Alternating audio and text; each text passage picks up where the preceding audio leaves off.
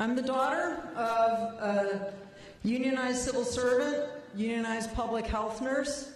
Grew up in Ohio. I got to tell you, never in a million years did I expect to be standing here as the president of the largest union at the University of California, certainly not as the president of your California Labor Federation. But when you see the power of collective action on your own life and the lives of the people around you, it changes you. It forces you to choose between being a spectator and being a catalyst. A spectator accepts, maybe not consciously, someone else's definition of dignity, fairness, and morality. A catalyst brings people together and empowers them to define these values for themselves. That's how change happens, and it's deeply impacted my life. We in this room come from all different places, all walks of life, all different experiences. I'm no exception. I came to the process, to the experience of collective action in 1990 through ACT UP, the AIDS Coalition to Unleash Power. This was a direct action group that demanded that the government, which had been totally inactive about the AIDS epidemic and its devastation of gay communities, do something. Our motto was, silence equals death. We told the stories of our community. We held a steady stream of protests and civil disobedience. And you know, we fundamentally changed the debate in this country. I worked a series of low-wage kitchen jobs in my early adult years when I finally decided to go back to school and study art. With a degree in hand, I found I was well positioned to take another low-paying job with no benefits, this time as a gardener for some of San Francisco's nicest homes. After a couple years scraping by, I got my first union job as a gardener at San Francisco State. My wages doubled, and I could go to the dentist for the first time in years. But what blew me away more than anything was something I think all of us take for granted. It's pretty small. It was my first paid holiday. That was a Thanksgiving. I just sat there at dinner, stunned that I was getting paid to take the day off, when for the years before I had sweated every single time it rained, and I had to take it as an unpaid rain day. What a difference a union makes.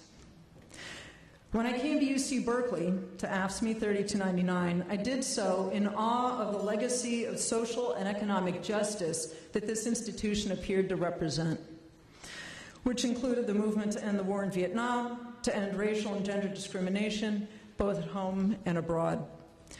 But I found the reality on campus was really different. The reality was that full-time UC employees needed public assistance to get by. The reality was that workers were working understaffed and getting hurt, and most recently, one killed. The reality is that students' tuition was starting to climb, while the number of directors and vice chancellors was also starting to climb. Well, my coworkers and I thought that this was some bullshit, and we decided to get together and fight back.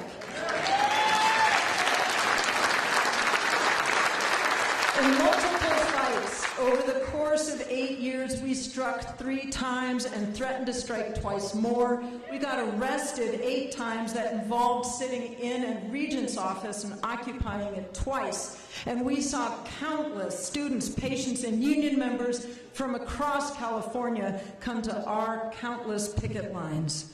Some of the things we demanded and won were equity pay, a $15 an hour minimum wage, our jobs back, better support for our students and patients, and no second-class treatment. And winning things like this,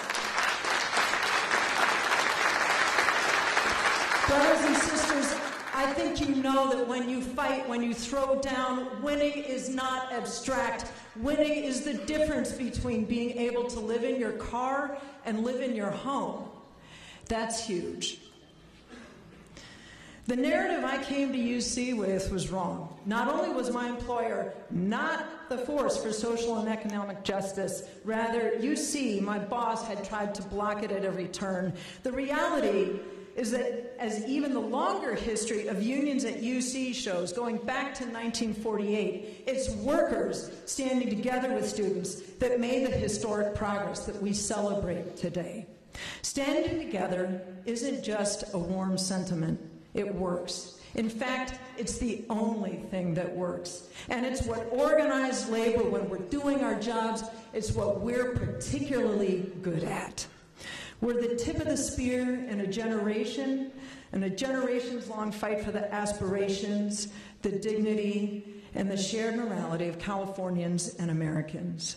Now, to be sure, our adversaries know this. It's why they're so quick to suggest that labor is in decline, that our case is somehow less necessary today than it was generations ago. Well, tell that to the millions of families who used to be part of America's middle class. We're all under attack, families, unions, that's for real. But that can't be our only story, because we have cause for hope. From the fight for 15 and our Walmart to paid sick leave and the emergence of Black Lives Matter, we are making critical progress in more areas than I can list in this speech, and I will count on my colleagues to elaborate. And in so doing, we are charting a course for our allies, not just here in California, but across America. What a difference all those unionists who'd come before me and fought for my wages and benefits and paid holidays made in my life. I look back now, too, on how far the LGBT community's come, not just on issues involving HIV and AIDS, but on issues like marriage equality, military service, and employment non-discrimination. 25 years ago, we in ACT UP were responding to a crisis, trying to survive an attack. And I'll tell you, I don't think any of us knew at that time that our actions then would result in the kind of societal and legal shifts for which me and my wife and our 2 children are so grateful today. And I'm here today in no small part because of the impact of those early days of activism had on my life, because of the impact that those unionists who went before me at San Francisco State had on my life. I don't know what the long-term wins will be that come from the collective fights that all of us here in this room wage and beyond. But I know that they're possible. I know that the fight for them will be worth it. And I can hardly wait to see it, and I'm ready to fight for it. We're the ones we've been waiting for, and we have to be the catalysts for the change that we seek. Now, who's with me?